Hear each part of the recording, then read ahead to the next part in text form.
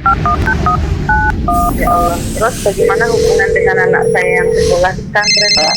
Ini mau nanya. Kewajiban kita di dalam menyikapi Terima kasih, dalil Bapak. Al-Quran dan Assalamualaikum Sunnah warahmatullahi wabarakatuh. tentang sifat. Bismillah. Assalamualaikum warahmatullahi wabarakatuh. Alhamdulillah hamdan katsiran thayyiban mubarakan fi kama yuhibbu rabbuna wa yarda. Wassalatu wassalamu ala Rasulillah wa ala alihi wa ashabihi wa man tabi'ahum bi ihsanin ila yaumiddin, amma ba'du. Ikuti Islam, a'azani ya Allah wa yakum, para pemirsa Fatwa TV dan juga para pendengar radio yang senantiasa dalam lindungan Allah Subhanahu wa taala.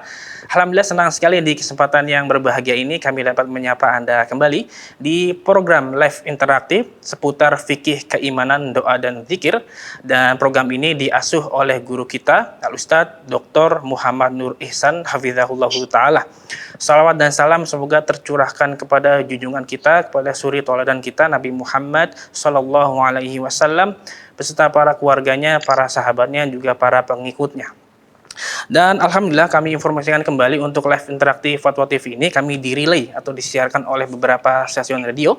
Di antaranya ada Radio Al-Hikmah Banyuwangi, Radio MD FM Probolinggo, kemudian Radio Dai Tengaran, Radio Bimbas Yogyakarta, Radio Sahabat Tegal, kemudian Radio Gema FM Bontang, Radio Hang FM Batam, Radio Tua FM Riau, kemudian Radio Marina Caruban, Radio Amuba Pangkal Pinang, dan Radio Mas FM Seragen. Dan kami ucapkan jazakumullahu khairan kepada para stasiun radio yang telah merelay live interaktif di Fatwa TV. Dan alhamdulillah telah terhubung bersama guru kita Al-Ustadz Dr. Muhammad Nur Ihsan hafizahullahu taala langsung dari kediaman beliau di Pekanbaru. Kita sapa terlebih dahulu. Assalamualaikum warahmatullahi wabarakatuh, Ustadz.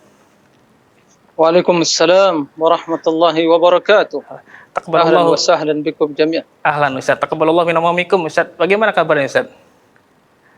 Alhamdulillah. Taqabbalallahu minna wa minkum salihal amal. Alhamdulillah ana fi khairin wa sihhatin wa afiyah. Alhamdulillah. Barakallahu fikum Ustaz. Jazakallahu khair atas waktunya Ustaz sudah menyempatkan waktu untuk bisa live pada hari ini. Amin. Alhamdulillah. Ikuti Islam, azani ya Allah wa yakum, kami mengajak Anda untuk berpartisipasi. Jika Anda ingin mengajukan pertanyaan khususnya tentang fikih keimanan, doa dan zikir, Anda bisa menghubungi layanan telepon kami di 021 2123 2333, di 021 2123 2333, dan nomor telepon tersebut tertera di layar kaca Anda saat ini. Dan kepada Ustadz, mohon izin Ustadz bisa diberikan nasihat pembuka di kesempatan kali ini. Tafadhol maskura Ustadz. Nah. Bismillahirrahmanirrahim. Assalamualaikum warahmatullahi wabarakatuh. Alhamdulillah, wassalatu wassalamu ala rasulillah wa ala alihi wa sahbihi wa man walah, wa la hawla wa la quwwata illa billah. Allahumma alimna ma yanfa'una wa anfa'na bima 'allamtana wa zidna ilma. Allahumma ij'alna mimman yastami'ul qawla wa yattabi'u ahsana. Para pemirsa Fatwa TV dan juga para pendengar radio yang merelay acara interaktif pembahasan tentang fikih keimanan, keimanan, doa dan zikir. Barakallahu fikum jami'an. Semoga Allah Subhanahu wa taala senantiasa merahmati kita semua. Para pemirsa dan juga para pendengar rahimakumullah. Kita masih di bulan Syawal dan nuansa keimanan dan ketakwaan di bulan Ramadan masih kita rasakan sampai detik ini. Akan tapi yang menjadi pertanyaan adalah apa yang kita lakukan atau bagaimana kondisi kita setelah Ramadan. Sesungguhnya perjuangan kita di dalam mengarungi kehidupan dunia ini dalam rangka mendekatkan diri kepada Allah Subhanahu wa taala setelah Ramadan itu sungguh lebih berat dibandingkan dengan perjuangan kita di bulan Ramadan. Karena berbagai keutamaan dan kemuliaan yang spesial di bulan Ramadan tidak kita dapatkan secara spesial di bulan-bulan selain Ramadan. Sementara syaitan kembali dilepaskan dari belenggunya, dan juga tidak ada jaminan pintu surga dibuka dan pintu neraka ditutup. Di samping itu semua atau bersamaan dengan itu semua, kita selalu didominasi oleh jiwa yang selalu mengajak kepada kejahatan. An-nafsul ammaratu bis-su'. Oleh karena itu, perjuangan kita setelah Ramadan sungguh sangat berat. Oleh karena itu tiada orang yang berhasil dan sukses dalam mengarungi kehidupan ini kecuali orang-orang yang selalu mendapatkan pertolongan dan petunjuk dari Allah Subhanahu wa taala. Mudah-mudahan Allah Subhanahu wa taala senantiasa mencurahkan rahmat, karunia, pertolongan dan kemudahan pada kita semua dan menjaga kita dari berbagai hal-hal yang akan menjerumuskan ke dalam murka Allah Subhanahu wa taala, dan kita berlindung dari godaan syaitan dan juga kejahatan jiwa yang selalu mengajak kepada kejahatan. Allahumma amin. Demikian, wallahu a'lam. Nah. Masya Allah, jazakallahu khairan wa barakallahu fikum atas nasihat yang sangat bermanfaat sekali. Barakallahu fikum. Ikut Islam azani ya Allah wa yakum, kami mengajak Anda untuk berpartisipasi. Anda bisa menghubungi layanan telepon kami di 021 2123 2333 dan nomor telepon tersebut tertera di layar kaca Anda saat ini. Dan pada Ustadz mohon izin bisa langsung dibacakan pertanyaan yang sudah masuk melalui redaksi, Ustadz. Tip.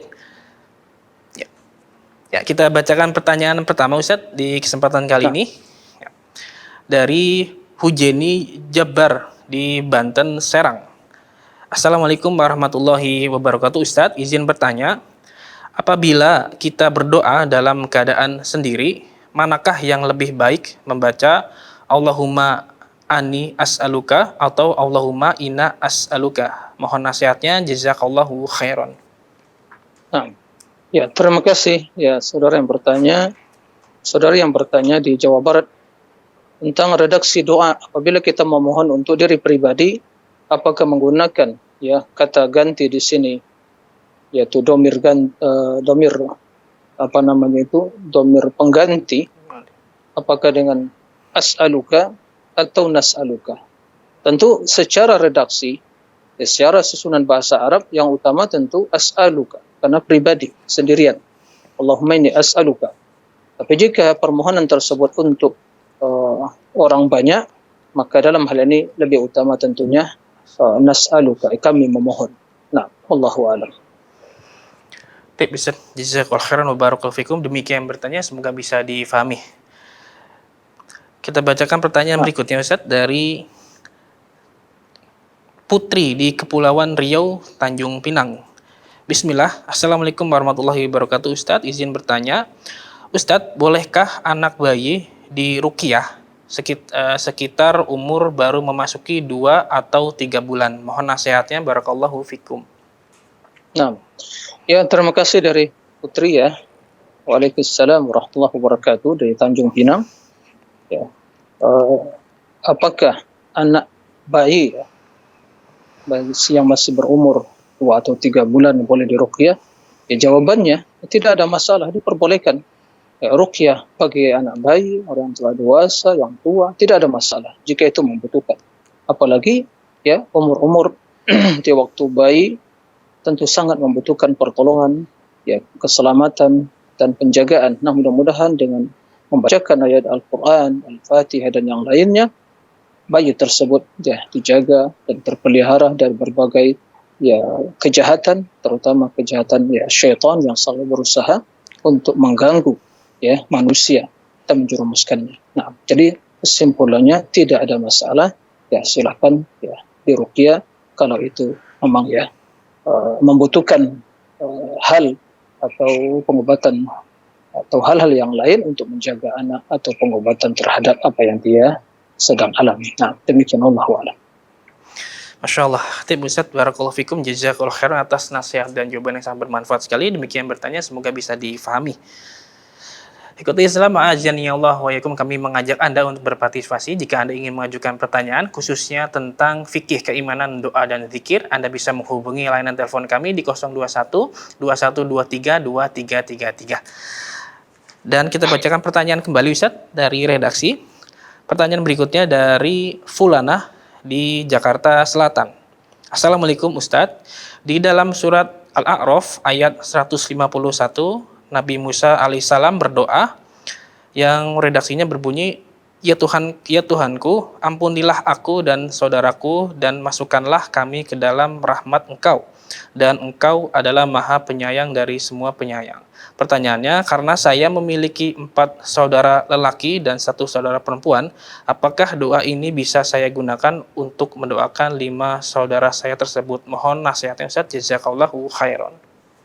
Nah, Waalaikumsalam warahmatullahi wabarakatuh. Ya, syukuran, terima kasih pada Fulana dari Jakarta Selatan yang bertanya tentang redaksi doa yang terdapat dalam surah Al-A'raf ayat 151. Yaitu Nabi Musa berdoa kepada Allah, Allahumma rabbi firli wa li akhi. Nah, wa adkhilna fi rahmatika wa anta arhamur rahimin. Nah, pertanyaannya di sini, Nabi Musa alaihi salam berdoa memohon kepada Allah untuk keampunan bagi dirinya dan juga saudaranya, yaitu Harun alaihi salam, akhi, yaitu dengan redaksi tunggal yang menunjukkan kepada 1 orang. Nah, bagaimana jika kita memiliki saudara 4 orang atau 5 orang? Apakah dengan menggunakan redaksi yang sama atau bisa diganti dengan redaksi yang menunjukkan kepada makna yang majmu', yaitu yang lebih dari 1? Kalau akhi itu redaksi mufrad, yaitu menunjukkan pada makna yang tunggal, 1 orang.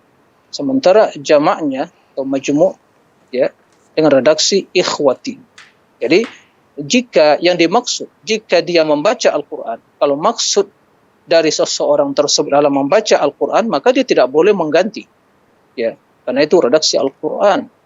Dia baca sebagaimana tertulis di dalam surat tersebut.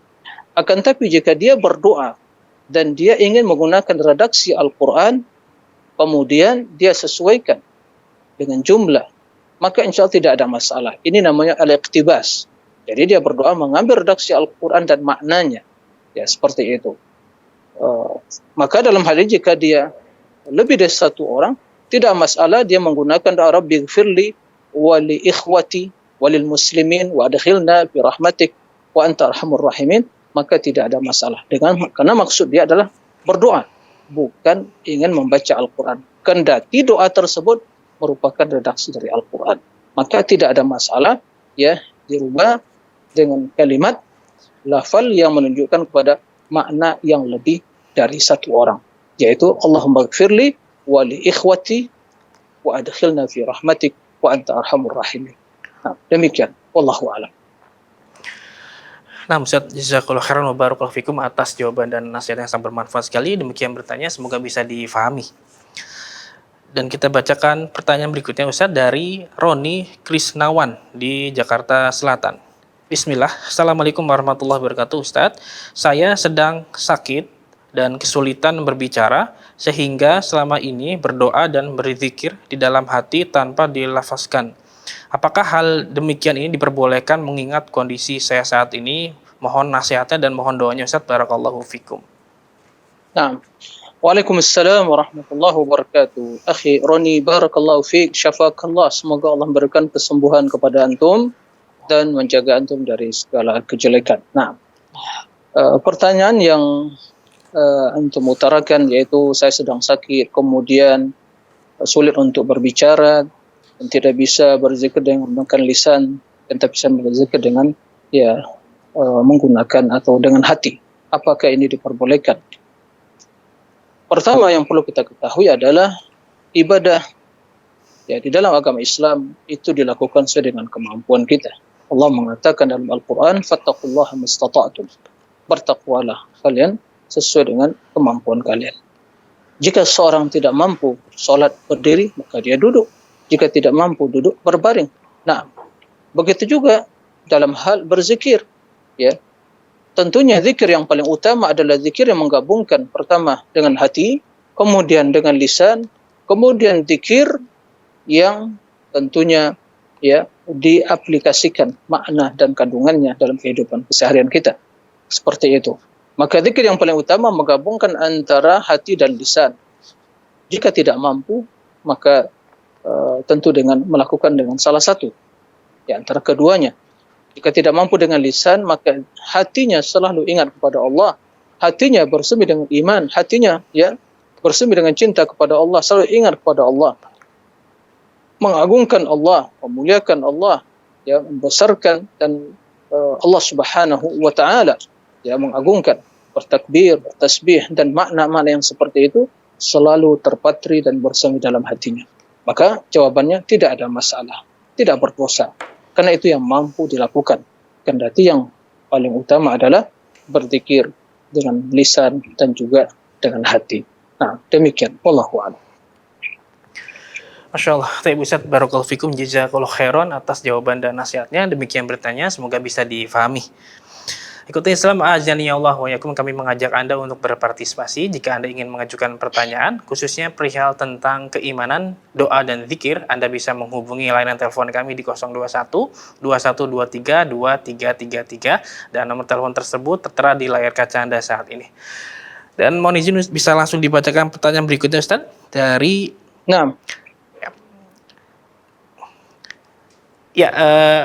ada penelpon masuk, kita angkat dahulu Ustaz. Bismillah. Assalamualaikum Fatwa TV. Silakan. Assalamualaikum. Assalamualaikum Fatwa TV. Ya, silakan. Ini mau tanya Ustaz. Ya, dengan siapa di mana Bapak? Mohon maaf. Dari Surabaya, hamba Allah dari Surabaya. Iya, silakan Bapak. Bagaimana hukumnya orang tahlil di kuburan? Cuman tahlilnya itu sendirian. Maka boleh-boleh saja, atau bacaannya apakah bacaan biasa seperti tahlilan-tahlilan yang sepertinya biasa di rumah-rumah itu. Tapi tahlil itu sendirian Pak Ustaz di kuburan orang tua atau anak, gimana? Tolong minta penjelasan. Assalamualaikum warahmatullahi wabarakatuh. Waalaikumsalam warahmatullahi wabarakatuh. Cukup jelas Ustaz pertanyaannya? Ya, jelas pertanyaan. Alhamdulillah. Baik. Ya. Nah, tafadhal Ustaz. Ya, waalaikumsalam warahmatullahi wabarakatuh. Terima kasih kepada Bapak ya yang bertanya dari Surabaya.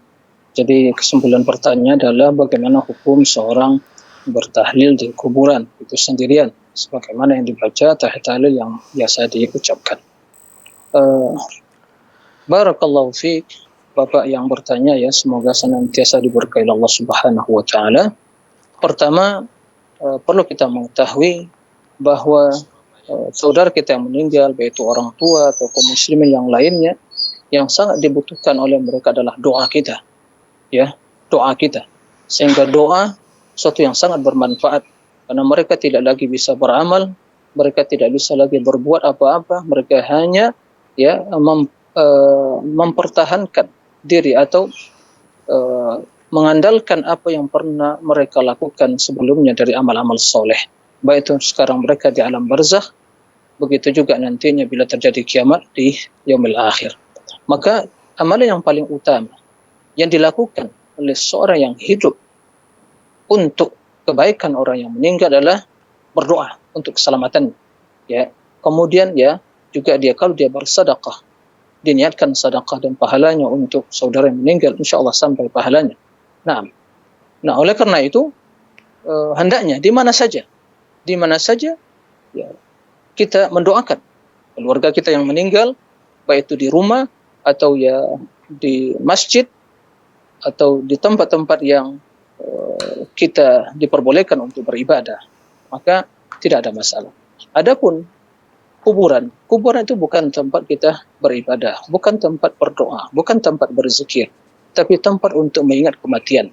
Oleh karena itu Nabi SAW mengatakan, la taj'alu buyutakum qubura wa sallu alayya fa inna salatakum tablughuni haitsu kuntum. Jangan kalian jadikan rumah kalian seperti kuburan atau menjadi kuburan, dan bersalawat dan ucapkanlah salam kepadaku untukku karena salawat dan salam kalian sampai kepadaku. Dari sini para ulama menjelaskan bahwa tatkala Nabi melarang jangan sampai kalian menjadikan rumah kalian sebagai kuburan, ini menjelaskan bahwa rumah itu ya selain tempat tinggal kita ada tempat juga beribadah, dan menjelaskan juga bahwa kuburan itu bukanlah tempat beribadah, maka jangan jadikan juga seperti ya rumah atau masjid tempat beribadah dan berdoa. Oleh karena itu dalam hal ini ya jika yang dimaksud tahlilan itu kan mengucapkan la ilaha illallah, tapi dalam ya tradisi sebagian masyarakat kita itu ya digabungkan dengan ucapkan la ilaha illallah dan berdoa, intinya berdoa. Maka dalam hal ini yang saya ingin sampaikan adalah berdoalah, karena itu bermanfaat. Karena Nabi SAW mengatakan, is'alu li akhikum tsabat, mohonlah keteguhan untuk saudara kalian telah meninggal. Begitu Rasul telah menguburkan, selesai menguburkan salah seorang dari sahabatnya. Begitu juga Nabi SAW mengajarkan kepada para sahabatnya tatkala ziarah kubur, mendoakan para penghuni kubur, ya, assalamualaikum ahlal kubur minal muslimin wal mu'minin antum salafuna wa nahnu lahiqun as'alullah lana wa lakumul afiyah. Jadi dalam hal ini ya kita lebih utama mendoakan di mana saja, di rumah, ya, di penghujung sholat kita mendoakan keluarga kita yang telah meninggal.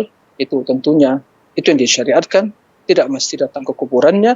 Ya, kalaupun kita ingin ya melakukan sedekah, menginfakkan sedekah atau pahala tersebut, atau mengkhususkan pahala dari sedekah kita tersebut untuk mereka sampai, dan berdoa untuk mereka juga sampai, maka itu dilakukan, tidak perlu ke masjid.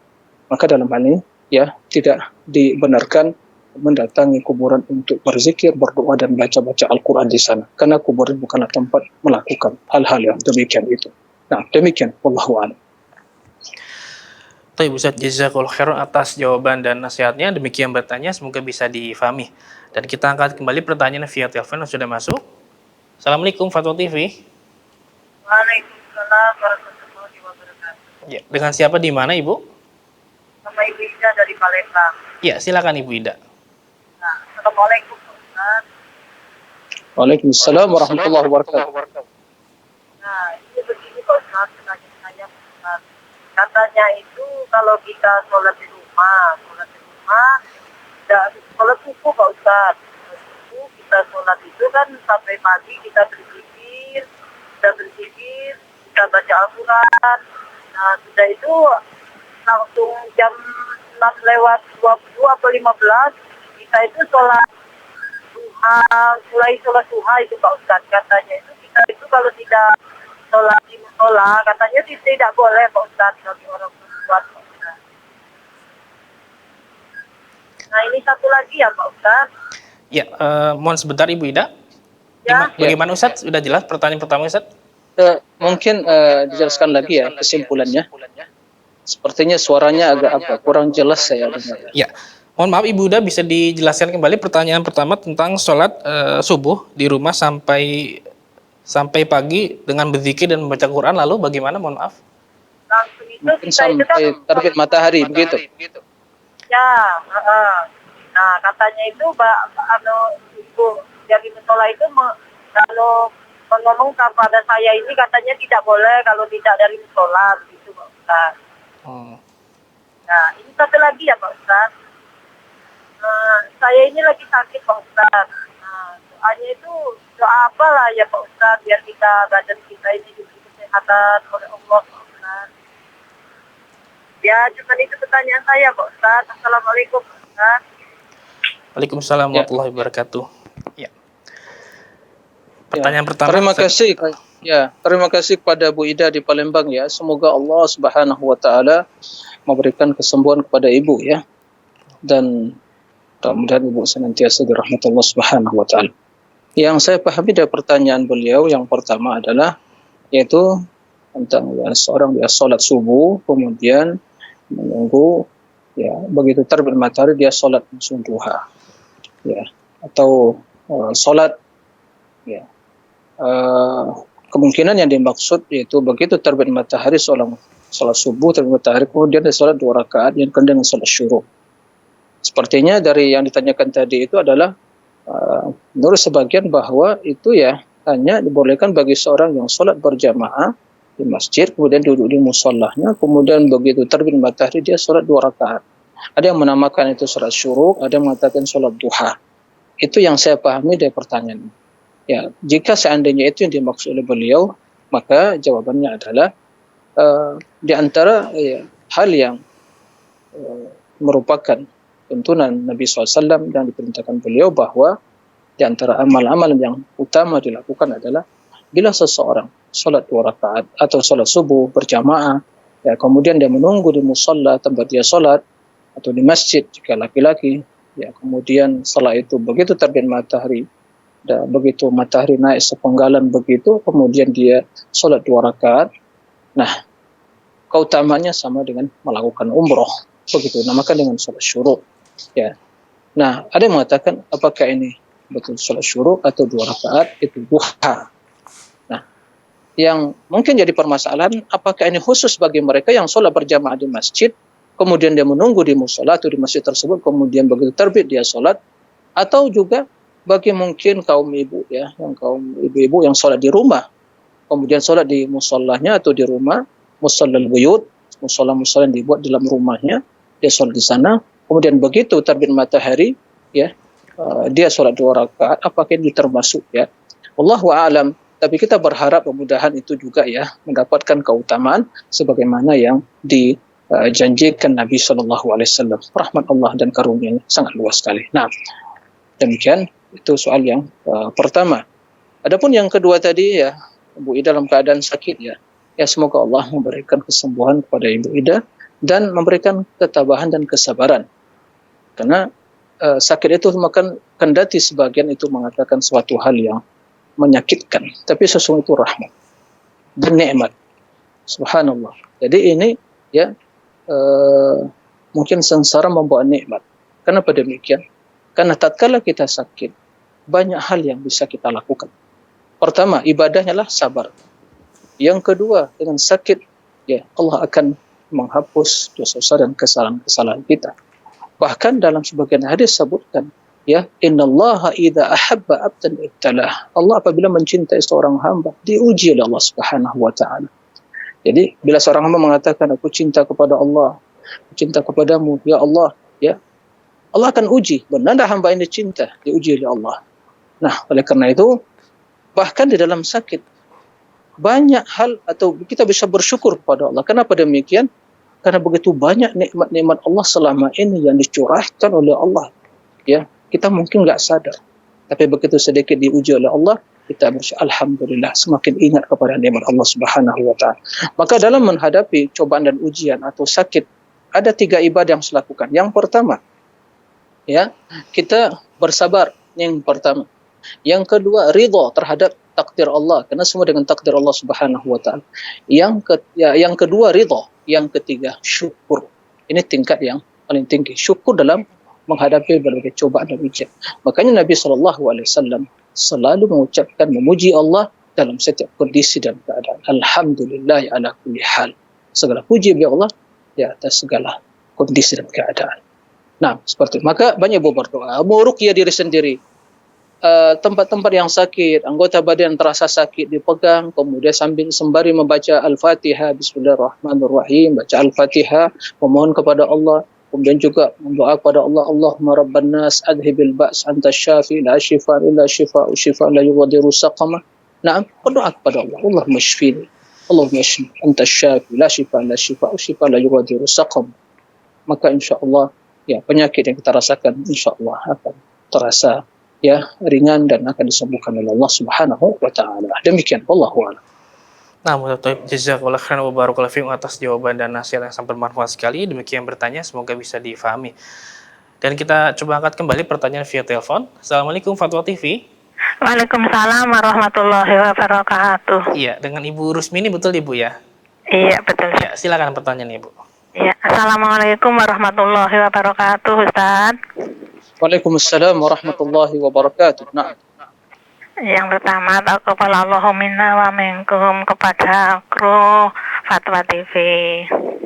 Mohon maaf, kesalahan lahir dan batin kepada kru TV Fatwa. Terus yang kedua, sudah saya terima dari Fatwa TV payung dan buku. Hanya kami mengucapkan jazakumullah khairan.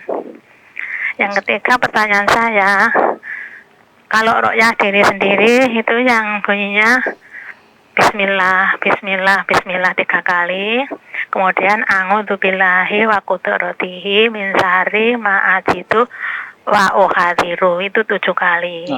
Itu hadisnya sahih apa enggak? Kemudian sambil dipegang yang sakit, kemudian ditiup dari tangan, ditiup diusapkan kepada yang sakit. Ditiup diusapkan itu kalau sambil membaca la haula wala quwata illa billahil aliyyil azim, apa benar apa salah? Apa bisa laksanakan apa bagaimana? Menyalahi gitu yang saya maksud. Terima kasih jawabannya. Jazakumullah khairan. Assalamualaikum warahmatullahi wabarakatuh. Assalamualaikum warahmatullahi wabarakatuh. Terima kasih Bu Resmini sudah menelpon ya. Tafadhol Ustaz.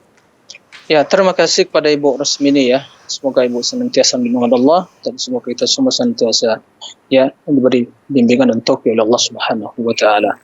Ya, tentang masalah meruqyah diri sendiri dengan ucapan dibaca Ibu tadi bismillahirrahmanirrahim a'udzu biqudratika min syarri ma ajidu wa uhadir, dari apa yang saya rasakan dan juga saya takuti, dibaca 7 kali. Ya, ini termasuk di antara doa dan zikir yang diucapkan tatkala kita ya merasa mendapatkan sakit.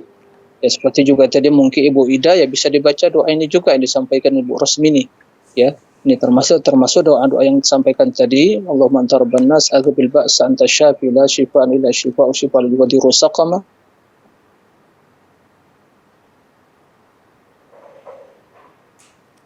Ya. Qadarullah wa ma syafa'al. Ikuti Islam ajani Allah wa yakun. Kami mohon maaf atas ketidaknyamanannya. Ya. Ya, masih terkoneksi Ustaz? Baik. Ya, sudah terkoneksi kembali ya. Alhamdulillah Ustaz. Tafadhol. Alhamdulillah. Ya, biasa. Ya, karena mungkin koneksinya yang kurang bagus ya.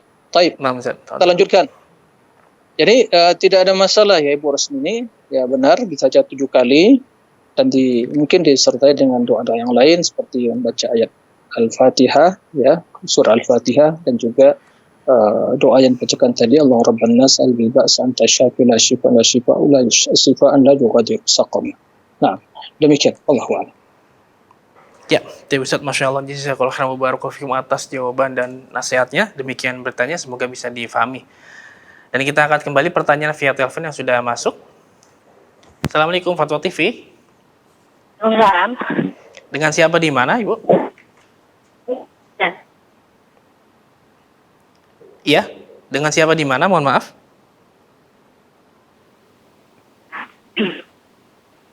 Mau tanya Ustaz, kalau doa Rabbana hab lana itu misalnya Rabbana hab lana min azwajina wa dzurriyyatina, misalnya diucapkan oleh perempuan, bisa enggak Ustaz? Diucapkan apa, Bu? Yang kedua apa hukum Ya Ibu, mohon maaf. Untuk pertanyaan pertama bisa diulangi, mohon maaf. Ya, mau bertanya kalau doa yang Rabbana hab lana min azwajina wa dzurriyyatina qurrata a'yun itu loh Ustaz. Kalau itu yang mengucapkan wanita gitu bisa nggak Ustaz? Ya. Domennya beda gitu. Ya. Ya. Itu aja, Bu. Cukup Ibu? Ya, sama yang kedua mau tanya tentang hukumnya membaca puisi itu Ustaz. Baca puisi? Iya. Apa isi puisinya apa? Secara umum gitu Ustaz. Oh, baik. Ya. Assalamualaikum. Waalaikumsalam warahmatullahi wabarakatuh. Ya. Tafadhol Ustaz. Ya, terima kasih kepada kalau tidak salah Ummu Sofia ya.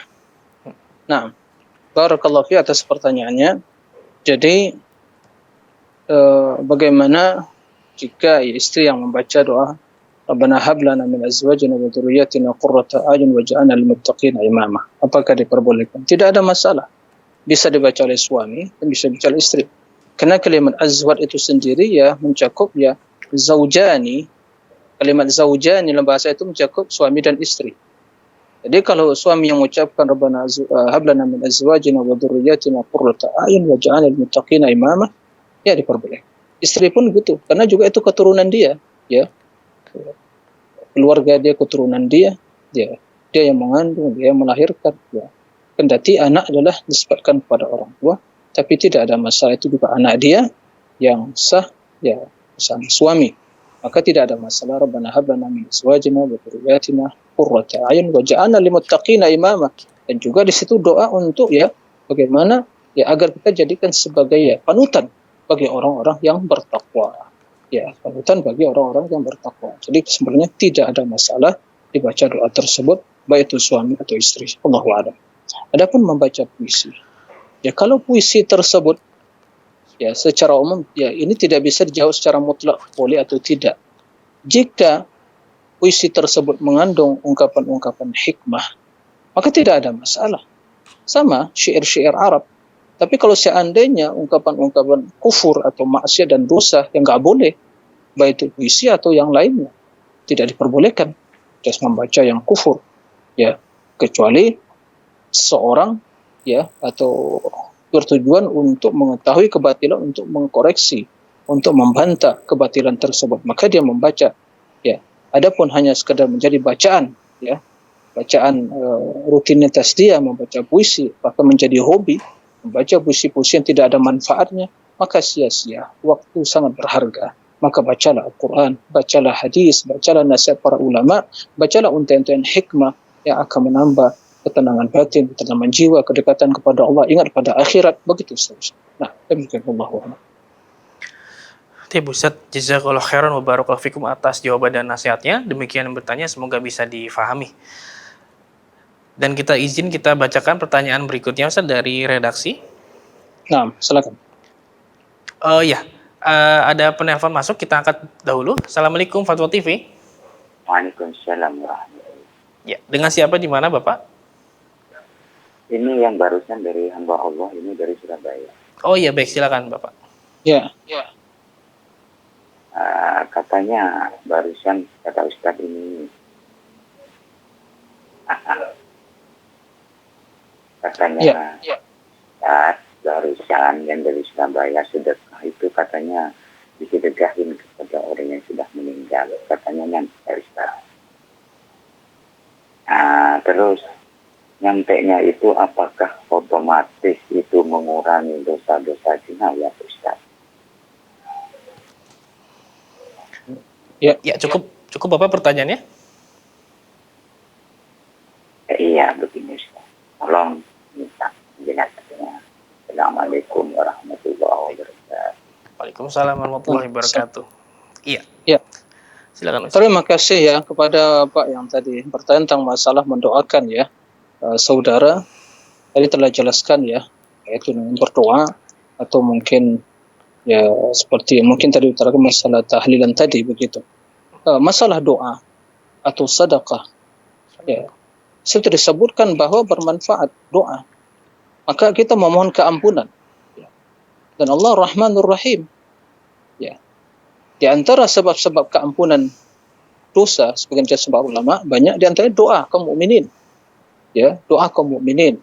Maka jika seorang yang berdoa dengan tulus dan dia meninggalkan ya hal-hal yang akan menjadi penghalang diterimanya doa tersebut dengan hati yang tulus, khusyuk dan syarat-syaratnya memohon kepada Allah, maka kita berharap ya semoga dengan doa tersebut yaitu dosa-dosa atau kesalahan yang dilakukan saudara kita telah meninggal diampuni oleh Allah Subhanahu wa taala. Itu maksudnya. Nah, maka kita berharap karena masalah diampuni secara otomatis yaitu kembali kepada Allah Subhanahu wa taala. Tapi dengan doa yang kita panjatkan, dengan hati yang tulus, dengan untayan kalimat yang mulia, kita panjatkan kepada Allah, kita berharap, kita memohon, ya semoga doa tersebut ya menambah, ya bisa meringankan azab atau menghapuskan dosa yang mungkin di dunia pernah dilakukan oleh saudara yang telah meninggal. Maka insya Allah ya karena Allah Subhanahu wa taala mengatakan dalam Al-Qur'an tentang orang beriman, walladzina ja'u min ba'dihim yaquluna rabbana ighfir lana wa li ikhwanina alladzina sabaquna bil iman wa la taj'al fi qulubina ghillan lil ladzina amanu rabbana innaka ra'ufur rahim. Orang-orang datang setelah kaum mukminin yang mendahului mereka, kaum muhajirin dan saudara orang beriman sebelum mereka mengatakan, ya Allah ampunilah dosa kami dan dosa saudara-saudara kami yang telah mendahului kami. Jangan jadikan di hati kami kedengkian terhadap mereka. Maka ya dengan rahmat Allah itu bermanfaat untuk menjadi sebab penghapusan ya dosa-dosa mereka. Demikian. Wallahu a'lam. Nah, Ustaz, jazakallahu khairan wa barakallahu fikum atas jawaban dan nasihatnya. Demikian bertanya, semoga bisa difahami. Dan kita coba angkat kembali pertanyaan via telepon yang sudah masuk. Assalamualaikum Fatwa TV. Ya, Dengan siapa di mana? dengan Ibu Nur di Riau. Iya, silakan Ibu pertanyaannya. Ya, Assalamualaikum Ustaz. Waalaikumsalam warahmatullahi wabarakatuh. Saya mau nanya Ustaz, misalnya kalau kita safar Ustadz, tapi misalnya waktu kita safar tuh kira-kira seminggu Ustadz. Jadi sholat kita utamanya di qasar atau sholat seperti biasa Ustadz? Ya, cukup Ibu pertanyaannya? Iya cukup Ustadz. Baik ya, terima kasih pertanyaan Ibu. Semoga bermanfaat jawabannya insyaallah. Tafadhol Ustaz. Ya. Terima kasih kepada Bu Nur ya di Riau, barakallahu fiik. Jika seorang bersafar mungkin kan untuk seminggu kan begitu, atau hari yang mungkin dia niatkan untuk bersafar, apakah dia mengqasar atau ya menyempurnakan sholat tersebut? Kembali kepada niat seseorang. Ya, kembali pada niat. Jika dia safar pada suatu berniat mukim di sana, maka dalam hal ini ya dia sampai tempat tersebut ya, dan dia telah niat mukim, maka dia kembali sholat yang menyempurnakan sholat tersebut. Tapi bila dia safar dalam waktu yang telah ditentukan, kemudian dia selama itu berniat untuk safar bukan untuk menetap, maka selama dia masih dalam perjalanan tersebut ya sampai kembali ke ke kampung halamannya atau ke rumahnya, maka dalam hal ini dia terhitung masih dalam keadaan safar, maka masih mendapatkan keringanan dari Allah, yaitu untuk mengqasar. Ya, darabtum fil ardi falaysa 'alaikum junahun an taqsu min as-salati. Apabila kalian melakukan perjalanan, maka tidak ada halangan atau tidak ada hambatan atau larangan bagi kalian untuk mengqasar salat. Nah, demikian wallahu a'lam. Terima kasih jazakallahu khairan atas jawaban dan nasihatnya. Demikian bertanya, semoga bisa difahami. Dan kita bacakan pertanyaan berikutnya dari redaksi Ustadz. Pertanyaan dari Eko Sugianto di Padang, Sumatera Utara. Assalamualaikum Ustadz, mohon doa yang sahih untuk anak saya yang baru meninggal dunia, sudah berumur 17 tahun, dan apakah amalan yang bisa menambah pahala untuknya, serta apakah amalan orang tua yang soleh sampai pahalanya kepada anak yang sudah meninggal, sebagaimana amalan anak yang soleh pahalanya sampai kepada orang tuanya yang sudah meninggal. Mohon nasihatnya, jazakallahu khairan. Nah, ya, terima kasih ya kepada Bapak Eko yang bertanya. Ya, seperti tidak tahu apa dia Padang. Kalau Padang bukan Sumatera Utara, itu Sumatera Barat ya. Taib, barakallahu fiik atas pertanyaannya. Ya, beliau menanyakan tentang ya amalan atau doa yang bisa diucapkan untuk anak yang telah meninggal. Ya. Apakah ibadah orang tua, amal soleh yang sampai kepada anak tersebut?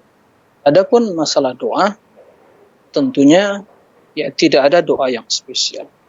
Akan tetapi ya sebagaimana yang kita maklumi bersama, yang sangat dibutuhkan oleh yang telah meninggal adalah keampunan. Karena Allah menjadikan kuburan mereka ya sebagai taman-taman surga, dan begitu meringankan azab mereka dan menghapus dosa mereka, merahmati mereka. Maka dalam hal ini silakan berdoa ya untuk kerahmatan, keampunan ya saudara yang meninggal atau anak yang meninggal. Jadi tidak ada doa yang spesial. Jika tidak bisa bahasa Arab, bahasa Indonesia, tidak bisa bahasa Indonesia, bahasa daerah masing-masing, silakan berdoa ya dari hati yang tulus. Ya, dari hati yang tulus berdoa untuk keampunan anak, orang tua, saudara atau kaum muslimin. Ini yang pertama. Adapun apakah amal soleh orang tua ya sampai kepada anak? Dalam hal ini secara prinsip hadisnya itu ya itu khusus amalan anak yang soleh. Karena anak yang soleh tersebut ya merupakan hasil dari pendidikan orang tua, hasil usahanya. Maka hasil usaha tersebut amalannya selalu mengalir. Jika anaknya sholat karena dia mengajarkan, maka pahala dari sholat tersebut mengalir kepadanya. Jika anak tersebut membaca Al-Quran, dia mengajarkan dari awal, baca Al-Fatih, maka pahalanya mengalir. Ya, karena anak yang soleh. Terlebih lagi jika anak tersebut mendoakan. Nah, adapun amal soleh orang tua, jika anak yang meninggal tadi ya merupakan sebab orang tua tersebut mendapatkan hidayah.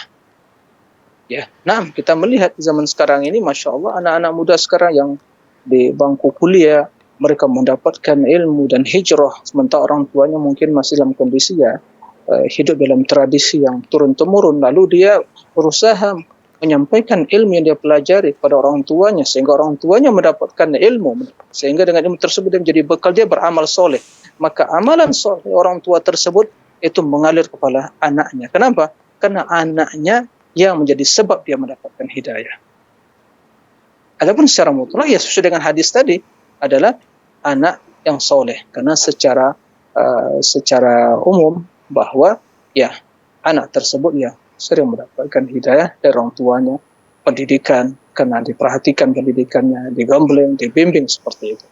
Adapun orang tua, seperti yang diutarakan tadi, jika anak tersebut, ya, jika amalan dilakukan orang tua merupakan hidayah, ya, sebab dia mendapatkan hidayah dan ilmu tersebut dari anaknya yang soleh tadi, maka begitu anaknya mendahului orang tua tersebut, maka amalan orang tua itu akan didapatkan oleh anaknya, karena dia yang menjadi sebab melakukan amal kebajikan tadi. Nabi SAW menjelaskan ad-dalu 'alal khairi kafa'ili, yang menunjukkan kepada kebaikan seperti yang melakukannya. Man sanna sunnatan hasanah falahu ajruha wa ajru man 'amila biha min ba'dihi la yanqusu min ujurihim syai'a. Barang siapa yang melakukan amal baik kemudian diikuti oleh orang-orang yang sepeninggal dia, maka dia akan mendapatkan pahala orang melakukannya, ya, tidak berkurang pahala orang melakukannya sedikit pun. Nah, demikian. Wallahu a'lam.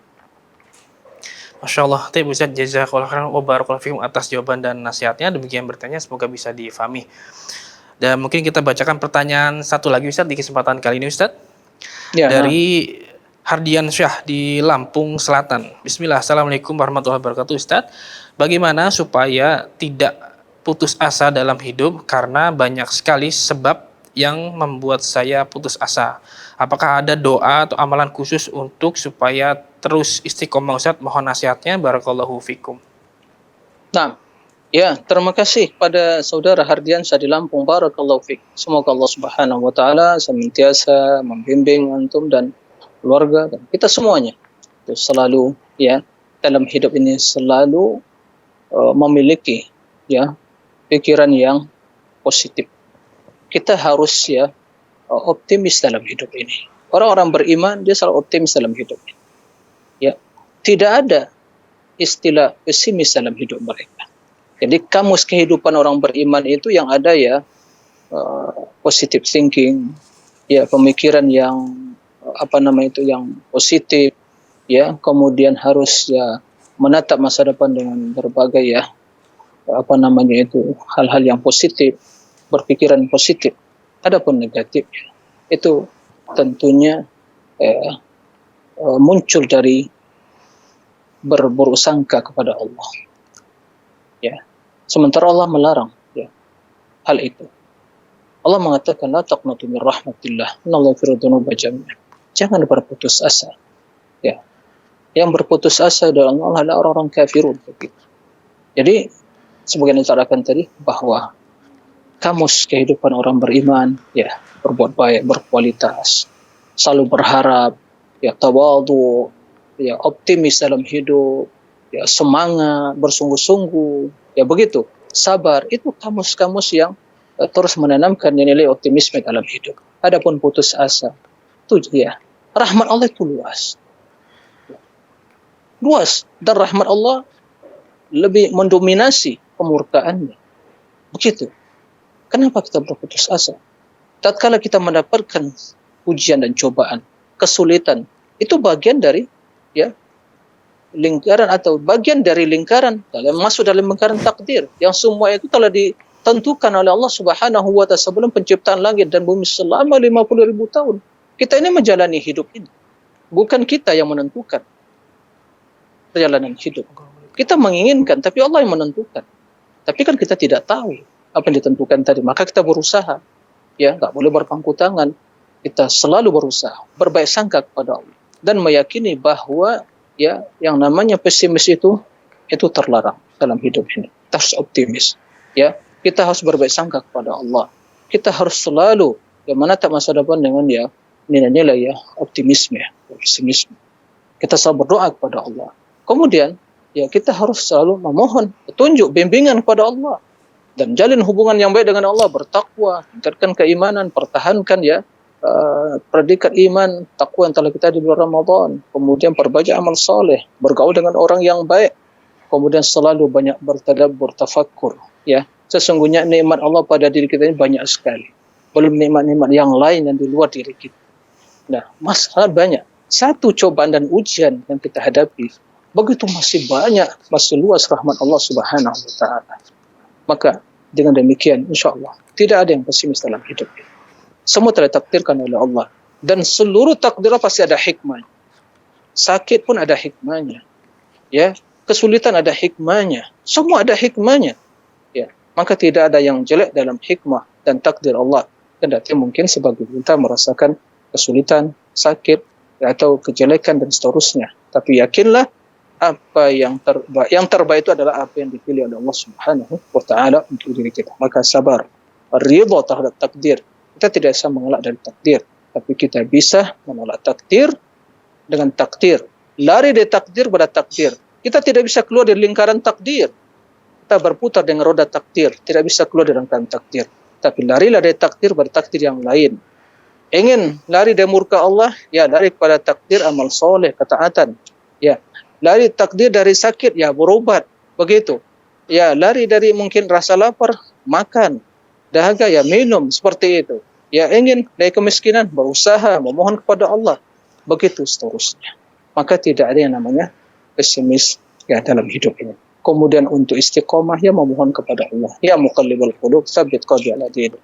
Kemudian belajar ilmu agama. Kemudian tinggalkan budaya-budaya tradisi nenek moyang itu. Belajarlah ilmu agama dan landasi amal ibadah kita atas ilmu. Bergaul dengan orang-orang yang baik. Tinggalkan sarana dan media akan menjerumuskan kepada maksiat dan dosa. Dan hati-hati bergaul di dunia maya. Dan tinggalkan pemikiran-pemikiran yang menyimpang tadi. Maka bi'idznillah seorang akan istiqamah di atas agama Allah sampai akhir hayat. Demikian, semoga Allah meneguhkan hati kita di atas tauhid, sunnah, dan ilmu yang benar dan amal soleh. Allahumma amin. Nah. Allahumma amin. Ustaz, Masya Allah, jazakallahu khairan wa barakallahu fikum atas nasihatnya Ustaz, barakallahu fikum. Dan alhamdulillah pertanyaan tersebut adalah pertanyaan terakhir di kesempatan kali ini Ustaz. Terima kasih jazakallahu khairan atas waktunya Ustaz. Semoga Allah Ta'ala senantiasa menjaga Ustaz dan juga keluarga. Barakallahu fikum jami'an wa barakallahu para pemirsa dan para pendengar mana saja berada. Semoga kita senantiasa lebih dengan Allah dan rahmat Allah Subhanahu wa Ta'ala. Wallahu a'lam. Ketua Islam azani ya Allah wa yakum, demikianlah live interaktif pada hari ini. Semoga apa yang disampaikan Ustaz bisa bermanfaat dan kita bisa mengambil faedahnya. Dan jika Anda ingin mengetahui kegiatan Fatwa TV dan juga Dewan Fatwa, Anda bisa mengakses website kami di www.dewanfatwa.com. Demikian live interaktif pada hari ini. Kami kru yang bertugas mohon undur diri. Terima kasih atas partisipasinya. Mohon maaf bila ada kekurangan dan mohon maaf atas pertanyaan-pertanyaan yang sudah masuk yang belum sempat kami bacakan karena keterbatasan waktu. Dan semoga kita bisa berjumpa di lain kesempatan. Kita tutup. Subhanakallahumma bihamdika asyhadu alla ilaha illa anta astaghfiruka wa atubu ilaik. Wassalamualaikum warahmatullahi wabarakatuh. Ya Allah, terus bagaimana hubungan dengan anak saya yang sekolah di pesantren, Pak?